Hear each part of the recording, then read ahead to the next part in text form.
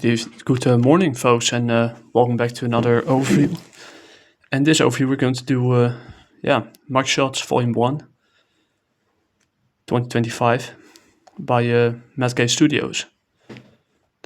It was released on February 4, 2025. I pre-ordered it, so there's that. So for those of you who don't know how I do these types of videos, we should go to, let's say, an American comic or an indie comic, European comic, webcomic, manga from, in this case, 2011 till present day. This one falls right in that category because it was released originally as 4 issues in 2024. And in the case of Tales from the Past, I usually go from an American comic, European comic, webcomic, manga from the 1960s. Back then they didn't have webcomics. But all the way to 2011. Pretty simple. And we break the video down in who the team is. So we go to the author, the artist, the letters, the genre for a moment, and the editor. After which you give a quick synopsis that we will read from the back cover. And we follow that up with the good, bad, and the ugly, where we put every positive point, so every plus against a minus. In this case, sometimes they cancel each other out, sometimes they don't. In this case, they're more plus than minuses, so they'll be followed with a final score that goes from, let's say, 90 out of, 10 out of 100 till 1 out of 100, so pretty old school rating. Of course, there might be some things you might disagree with me about. If that's the case, hey, no problem, totally fine. But let's try to keep it civil. My goal of these types of videos is trying to bring back, you could call it the old school times. I prefer to call it, the simpler times before the internet, before e-celeb worship, where you could just discuss whether a European comic, American comic, indie comic, webcomic, manga is good or not, which character could be who, if there's good balance between writing and art, pacing, and interesting character development. Those are discussions that I want to have. And I will be using the reviews on the back cover as a reference. There are also some things on the League of Comics Geeks that I will mention. But usually from the last chapter of this graphic novel. So without further ado, grab a cup of tea, some coffee, and enjoy the show. So Mugshots. It was written by Jordan Thomas, and the artist being Chris Matthews, and Lucas Gattoni did the letters. The editor is Marta Isaac. I hope I spell her name correctly, of his name. It's hard to tell nowadays. And book designs by Miguel A. Zapata. Pretty interesting. And without further ado, we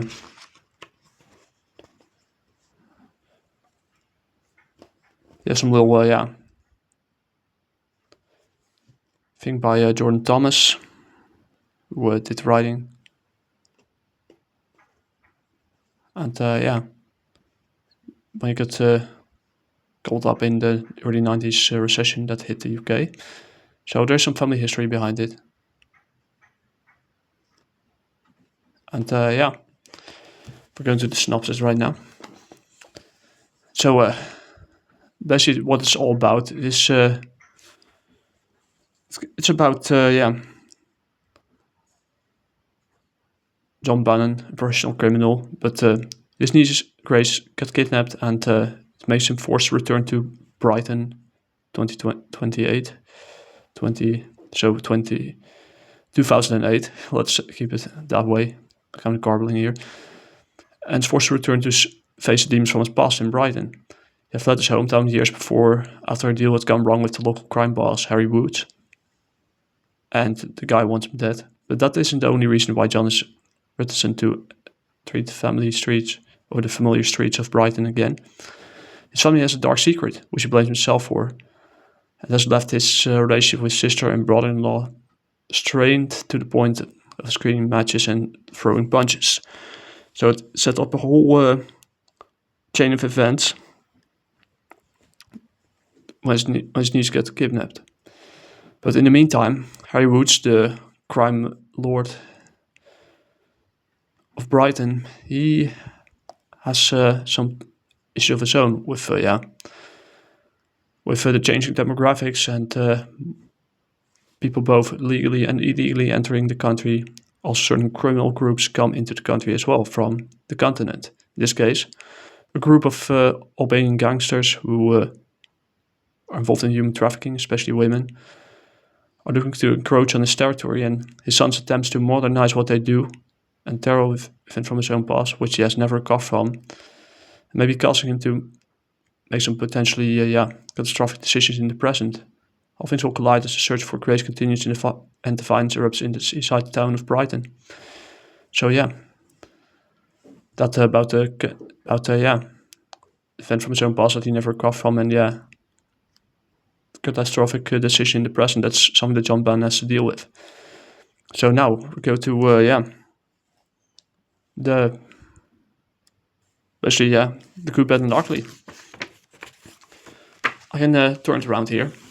Well, the cover looks amazing. I give you that. There's a good balance between writing and art. It's almost European. Good characters, flawed, some family drama and dark secrets, an unexpected anti-villain role. And you see how the changing demographics in Britain are affecting the organized crime in from the native English population. And like someone in the League of Comics Geeks already said, it gets better with every page, and I 100% agree. I mean, it goes from there's a good enough balance between slice of life and as you can see here. But the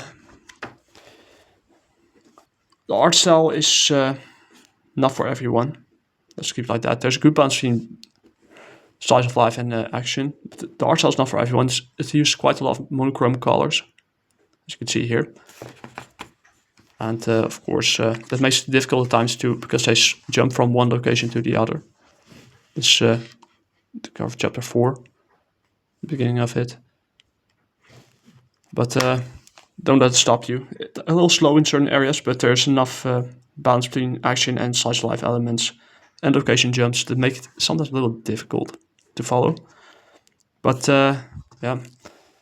don't let it stop you, because it gets better with every page, and it was definitely worth getting getting the trade paperback for. So we're going to do some of the reviews. A review that from a person that that got my original Twitter account blocked for some reason. I know I've never had any serious interaction with him whatsoever. So stylish, charismatic, and tense. Tom Taylor. This is one of the few instances where I agree with him. The best new crime comic in a long damn time. Matthew Rosenberg was the first part plays from here. Uncanny X-Men. Cool crime drama of the highest caliber. 100% agree. Jill Thompson, The Sandman, and Wonder Woman. One of those rare comics that gets better and better with every page. And Dan Panosian, Canary Slots. He's the guy, he or she, whatever, is absolutely right. And I couldn't agree more. I mean, I think what Jordan Thomas and Chris Matthews did, they created a really good, crime / drama, mystery noir. That's such a high caliber that could easily match